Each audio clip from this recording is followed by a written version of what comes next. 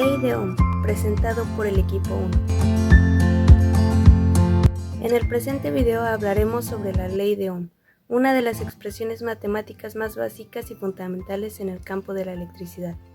A continuación, mis compañeros Alexis Quijada Nopal, Rosalinda Franco Velázquez y su servidora Mara Jimena Oviedo Azuara explicaremos en qué consiste esta ley. Escucharemos a nuestra compañera Rosalinda, quien nos dará una definición y una pequeña reseña de la historia de dicha ley. La ley de Ohm es la ley básica para el flujo de la corriente. La corriente fluye por un circuito eléctrico siguiendo varias leyes definidas.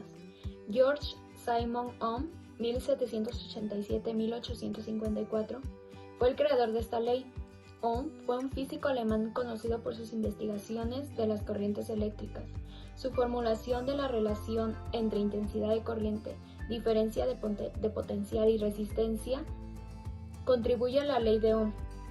Ohm establece en su ley que la cantidad de corriente que fluye por un circuito formado por resistencias puras es directamente proporcional a la fuerza electromotriz aplicada a un circuito e inversamente proporcional a la resistencia total del circuito.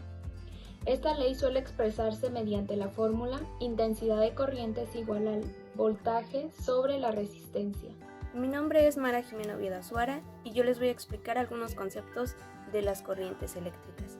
Primero que todo debemos conocer cómo se produce una corriente eléctrica. Una corriente eléctrica es básicamente un flujo de electrones libres que van de átomo en átomo. Comparemos este flujo de electrones con un río para entender mejor los siguientes términos. El primer término sería la intensidad eléctrica. La intensidad eléctrica, a veces llamada simplemente como corriente, se mide en amperios. La intensidad eléctrica es similar al caudal de un río. En el caso de la corriente eléctrica sería la cantidad de electrones que fluyen en un tiempo de unidad.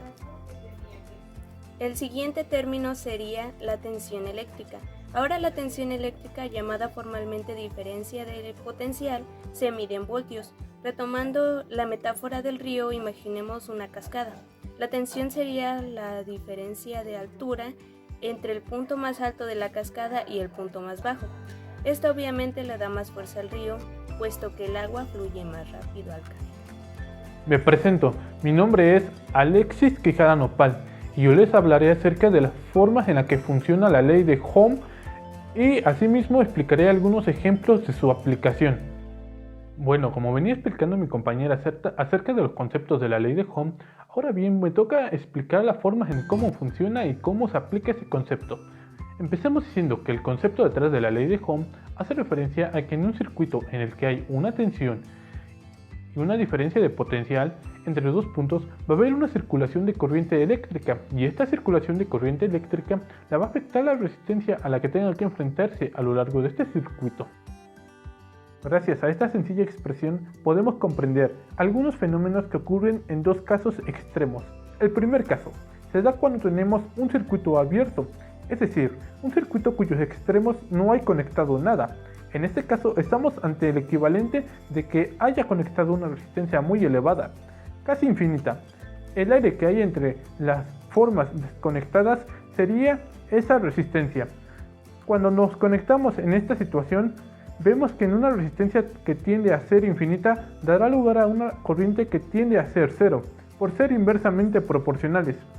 Esto en circuitos abiertos no circulará la electricidad. El segundo caso que podemos tener es el de los cortocircuitos. Imagina que en lugar de tener estos bordes al aire, lo conectamos por un cable ideal, que no pongan ningún tipo de resistencia. En este caso veremos cómo ante una resistencia que tiende a ser nula, la corriente eléctrica que circula va a ser la máxima posible entre dos puntos, y esto puede llegar a ser un problema cuando no es intencional, sino en caso de accidentes. Estos son conceptos de mucha utilidad. Por ejemplo, en el caso del circuito abierto está muy relacionado con el funcionamiento de los multímetros, que son aparatos que nos permiten medir la tensión.